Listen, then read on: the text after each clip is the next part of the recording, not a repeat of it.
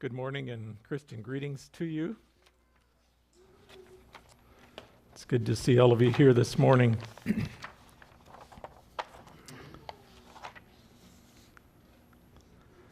I would agree with what Brother Scott said about this time of reflection. One of the things that I maybe enjoy isn't the best way to say it either, but I think we need to just realize that all of us are in a journey, in a struggle in life, and sometimes it's good to see and to hear what others are going through, not to make us feel better, but just to realize that it is a battle and it is a challenge in life. This morning,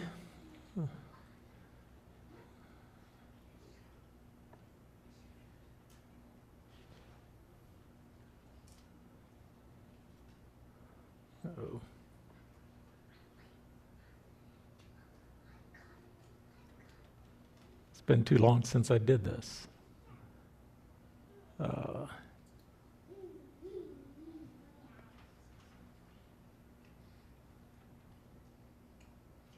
You don't have to turn it on back there, did you? Oh, there it is now. Uh-oh.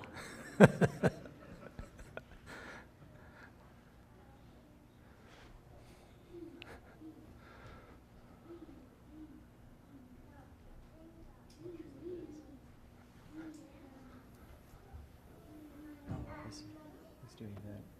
There. Oh.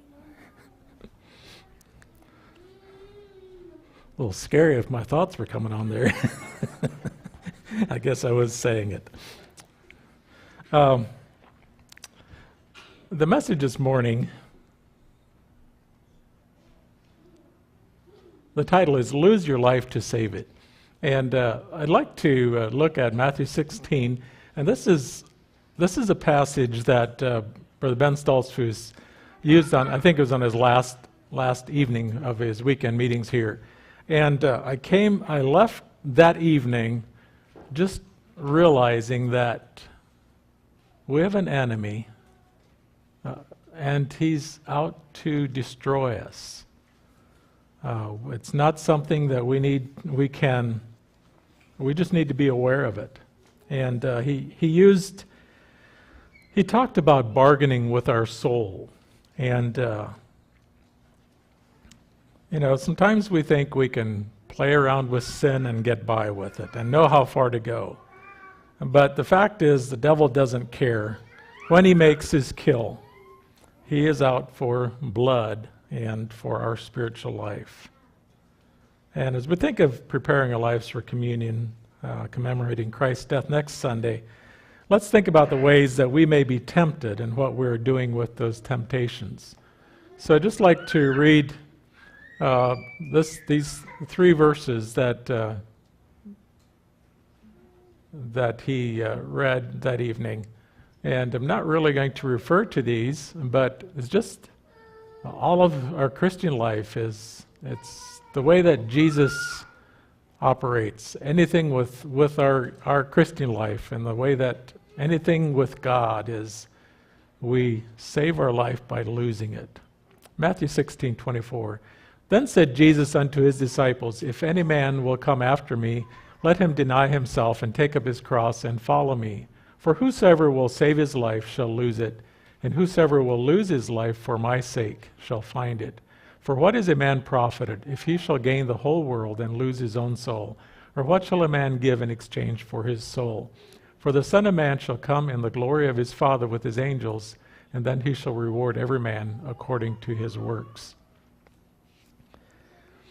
If you think that Satan isn't interested in you and that there's no challenge, he's not after you, I would just encourage you to reconsider that thought, because Satan doesn't want anyone to follow Jesus and to get to heaven.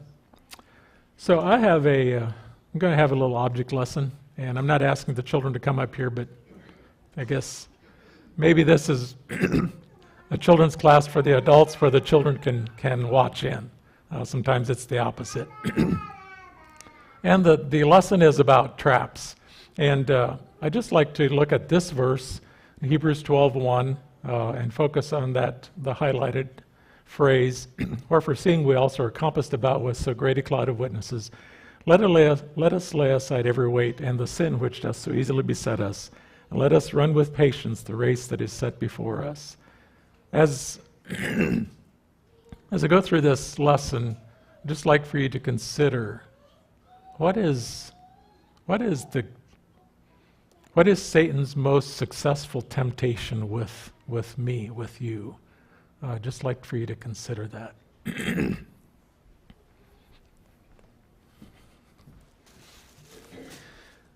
Back home in our barn, in my early younger days, we did milk cows. We had never did milk very many, and Dad always worked away. But sometimes as children did the milking. Yes, if you want to come up here, you can, children, if you want to. Feel free to. Nothing's going to bite you. And up in the haymow area, there were 2 rooms, and there were granaries. It's where we didn't use them very much, but we did, when we harvested oats, we would put oats in that room. And there was a wooden door on it. And at the bottom of the door, there was a hole cut out, like in the front, the door, the part that right underneath the doorknob. There wasn't a real doorknob, but just a latch. On the bottom of there was a hole cut out, about that big square, so the cats could get in there to get mice and rats. And so, for some reason, as only, I don't really remember if we had a pest hunt at school at that time. I don't really think so. But I guess I was just thinking, well, probably there are rats going in there. And so I thought, well, let's catch a rat. And my dad used to have back in the 50s, that's where these traps are coming from, the 50s, and he used to have a trap line with my uncle, and he would set traps for muskrats and fox and mink. And so this is a trap that he used to use for muskrats. And so I thought, well, I'll use this, and I'll just set them around the outside of that opening in the door. And there was some hay on there, so I set one of these there.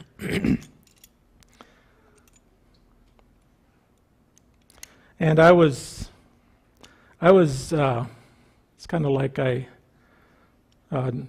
do sometimes when I was deer hunting, what if I get one and there's another one there? So what if a rat comes through and gets caught in the trap and there's more rats going through? So if one is good, let's put another one there. So I put 2 traps there like this. Then I thought, well, if 2 is good, 3 is better. So I put 3 of these traps out around that opening in the door. And so I felt pretty good about that. But then Dad also had this trap. And this is a trap that's, I think, here in Indiana, it's not legal to set this on dry ground. You have to put it in water somewhere, because if someone like Liam, if you'd be walking along a trail and step in this, you wouldn't be able to get out of this, because I couldn't set this by myself at that time. So tells you a little bit about my age. So I'm thinking it was before 5th grade, because I kind of remember what my weight was at 5th grade, and I think I would have been able to do that. So I'm going to attempt to set this.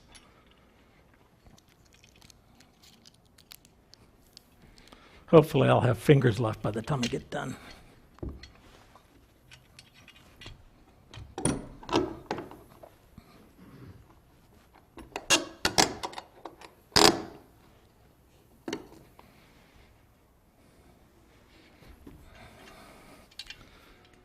I put something on here because I wanted to do it now rather than later. after it was set. So I put this one out there too. So, a mouse could, that's the trigger. So if you step on that, it will snap. Like that. So a little bit later, okay, so I had 3 of these set around the door. So that night we had, I think my neighbor boy helped me set this trap. And so that evening we had company, and so I remember we were in the house there talking, and all of a sudden our neighbor boy knocked on the door, and he said, "We caught something." Oh, so I ran out to the barn. Actually, I think I took a gun along. And we didn't catch a rat. We caught a cat. Now, this wasn't just any cat. It wasn't one of our cats. It was a big yellow cat that had a short tail. And but it used to be somebody's pet, but not anymore. Supposedly, some neighbors, I don't know who the neighbors were, their girls used to play with this cat when it was a kitten, and they would put it in the drawer of their dresser. And sometimes the kitten's tail got pinched in the drawer, and that's why the tail came off. So maybe that's what made this cat such a mean cat. I'm not sure, probably not. But this cat was mean. He'd come around. One evening we were milking and just standing there, and our cats were sitting there and waiting for their treat of milk, fresh milk. And all of a sudden, this cat came in right when we were there and tackled our tomcat. You know how cats do. And so that was the cat that I caught. I didn't just catch it with one leg. It stepped in one of these, like this. And so I suppose it jumped around quite a bit, and it got another foot in another trap, and another foot in another trap. And I'm not sure, it had at least 3 legs caught in a trap. And one of them was in this big one. So this cat wasn't going anywhere. And long story short, it didn't go anywhere that night or any time after that. So there's another little lesson I'm just going to give now. I don't really think I'm going to give anybody the chance to do this, but maybe someone would feel brave.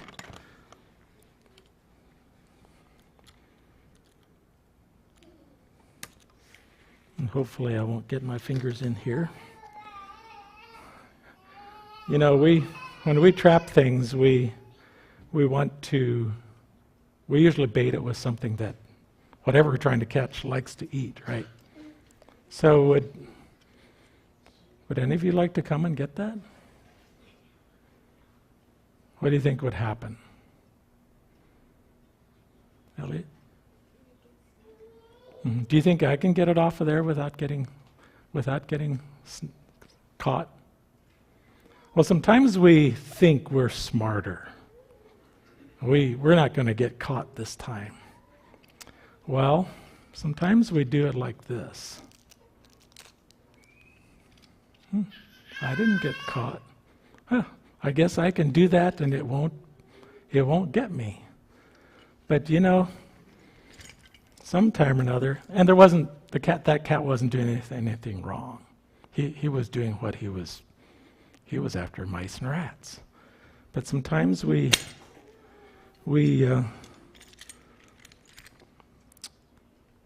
just like those things and we go after them and we get caught. No, none of you. I won't even try to get that off of there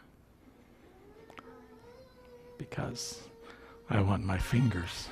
So this is what happens when this. So that could probably hold a coyote, maybe a wolf, I'm not sure. but not a bear. I don't think so. Okay. Thank you. You can go back to your seats now. Mhm.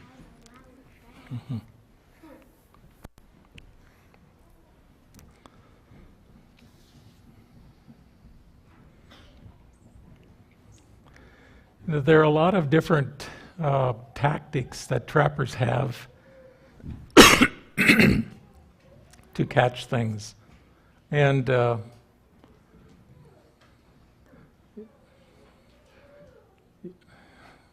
usually, I mean always, you want to use something that the animal that you're targeting wants to eat or that it takes interest in. Temptation is not a temptation if it's not something you want to do. And I think I've talked about that before already. Sometimes it's not things that are to eat. There are certain animals, and specifically cats, that trappers will sometimes put maybe hang a bird feather, close to where the trap is, or behind the trap, that it's dangling in the wind. You know how cats like to just bat at something and jump for something. There's certain things that animals like to do, and trappers take advantage of those natural things that they like to do. And so that's the same way that Satan works in us as well. When you trap, even some animals, you have to be very careful about hiding the trap. They will set the trap, and they will dig a hole and cover it up and make it look like there's a hole dug there, but it was dug by an animal, and you absolutely cannot see the trap. And they put little guide sticks, maybe they're just little twigs that you put down so the animals don't like to step on twigs, so and there's usually maybe one just in front of they have to step on this pan, so maybe there's a little twig here so that if they step over that twig, they will land on the pan. And so there are lots of different ways that trappers use to make sure that they get caught, because sometimes after a snow, you can see where an animal came along and maybe even sniffed the area, but kept on walking. And I like to read trapping stories. That's the nice way of, I guess it's the old person way of trapping. You don't have to get your hands dirty, but there are just a lot of things about that I enjoy. And so sometimes there was a story I read recently about a cat had actually, a bobcat or a lynx, had stepped in between the jaws, missed the pan. They could see it in the snow, and had just missed it. But maybe knew it, maybe didn't. Cats, bobcats and lynx, you don't really need to hide the trap as much, not nearly as much.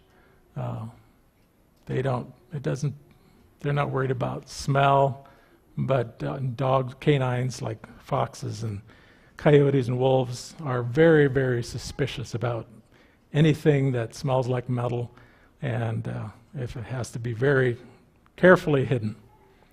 So the devil, in the same way, uses different ways to snare us.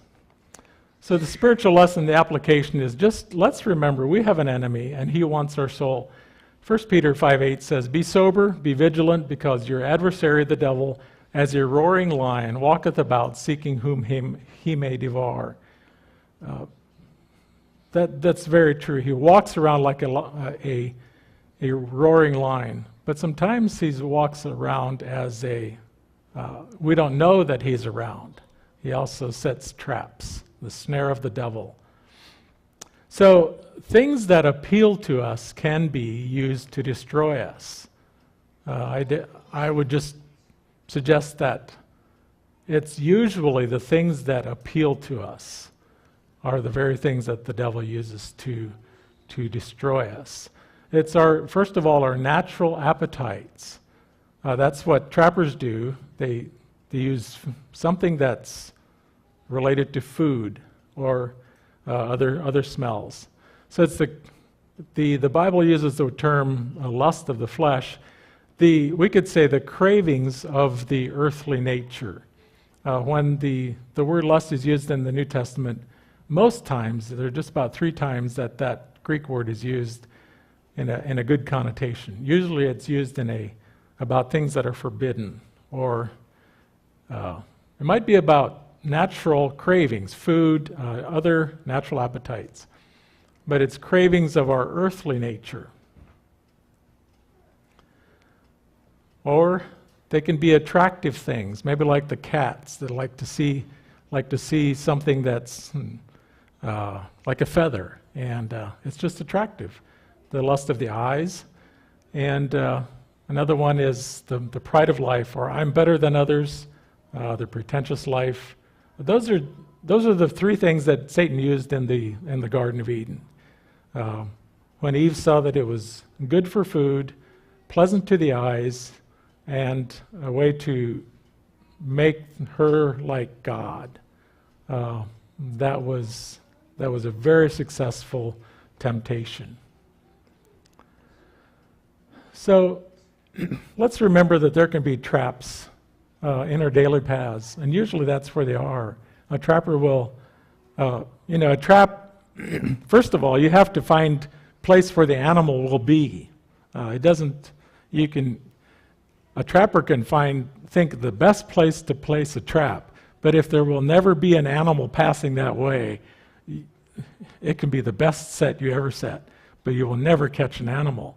And so Satan is going to go into he's going to do it in our walk, in our daily paths.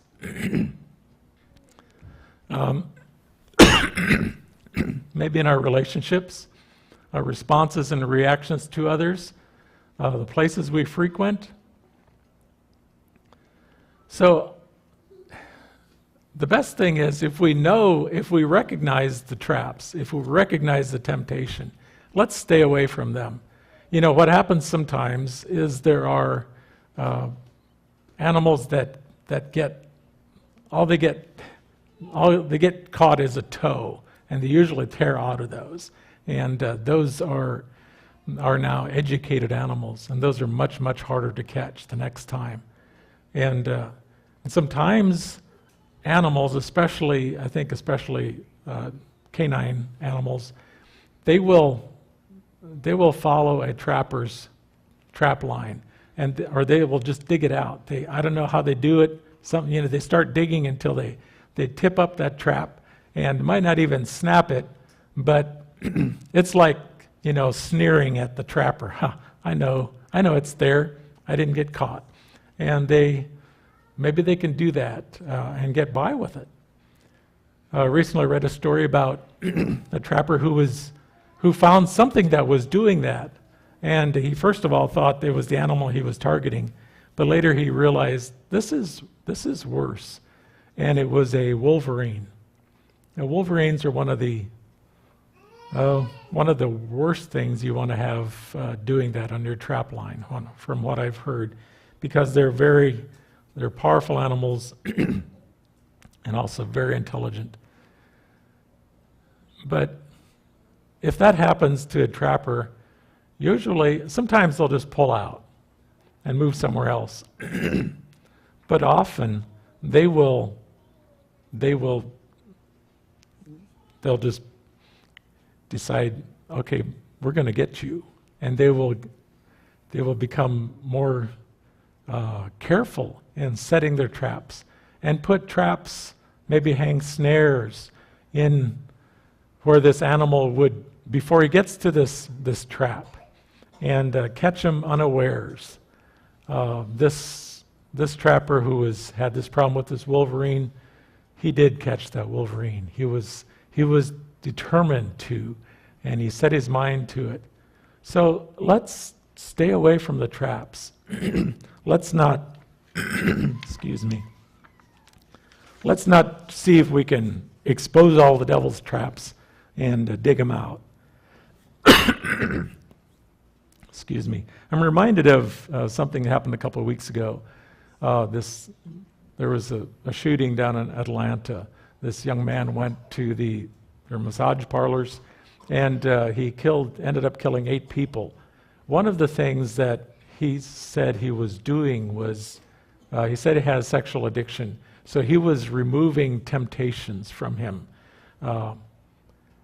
Well, he may have removed that temptation, but he fell into another snare, another trap, a bigger one. Well, I shouldn't say a bigger one, but he ended up killing people. And sometimes it's just better to go somewhere else. Don't see how close we can get to those traps. Sometimes we even like to, lift the one jaw and take the bait, as we say, as I did this morning. We think we're smart enough to know how far to go. That's really, really dangerous. So, what is the most susceptible area in your life? What is the sin that so easily besets you, as it says in the Bible? Well, let's look at some answers to temptations. And first of all, it's to lose your life to save it. You have to decide, I'm willing to forego that pleasure, that attractive thing, or that whatever makes me feel better, I'm going to have to do something else. We need to do the will of God. Is our focus on the things of this world? Do we use the things of this? We should use the things of this world to accomplish the will of God. Here is 1 John 2:15 through 17 talks about doing the will of God versus loving the world. And I guess I'd just like to say something about the word world. I think there have been many ways to try to determine what are things of the world. So if I don't do this, or if I don't do that, that's the world. And I think it's really hard to do that, because it's much bigger than that.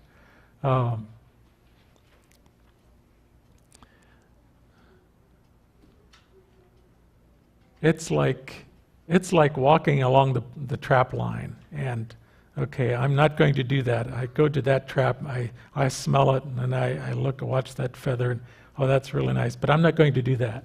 I'm going to keep walking. That's always a very dangerous way to go. We should walk the other direction. We should do the will of God, and that's the way that we can be safe from these traps. Love not the world, neither the things that are in the world. If any man love the world, the love of the Father is not in him. For all that is in the world, the lust or the strong desire, especially for what is forbidden, the lust of the flesh and the lust of the eyes and the pride of life is not of the Father, but is of the world. And the world passeth away, and the lust thereof. But he that doeth the will of God abideth forever. So we should exercise or entertain your mind on things above. And Colossians 3:1 through 3 says, if then you were raised with Christ, seek those things which are above, where Christ is sitting at the right hand of God. Set your mind on things above. I think the King James uses the word set your affection, but it's setting your mind on things above, not on things on the earth. Don't walk along the attractive things and say, okay, I can't do that, I can't do that, I can't do that. Because finally you're going to fall, or you're going to try to find some way to get it to be, I'm smart enough to do this, but we should set our mind on things above, not on things of the earth. For you died, and your life is hidden with Christ in God. And that's the beauty of living for God and having Him in our hearts, because we died to those things. Now we're still going to need to eat. We still have these desires of our body that are natural, and we enjoy things of beauty. God gave things of beauty. There are many beautiful things. God's things are the most beautiful things that there are, and anything that man creates of beauty is using the concepts and the principles of God's beauty. But we need to be dead to those things, and our life needs to be hidden with Christ in God. So this message isn't to make you feel like there's a possible trap at every footstep you take, but it is to help us be aware that our enemy is real, and his intent is to kill and to destroy. But we should be confident in the power of God's protection as we walk by faith in doing His will. That's the safest way to walk in the pathway of life, because God will God will speak to us. He will give us supernatural directions. His Spirit will talk to our spirit and say, "Don't go there. Don't do that." And He'll help us to overcome those things. Let's bow our heads for prayer. God, we thank You so much for the promise in Your Word that You are with us in our daily lives.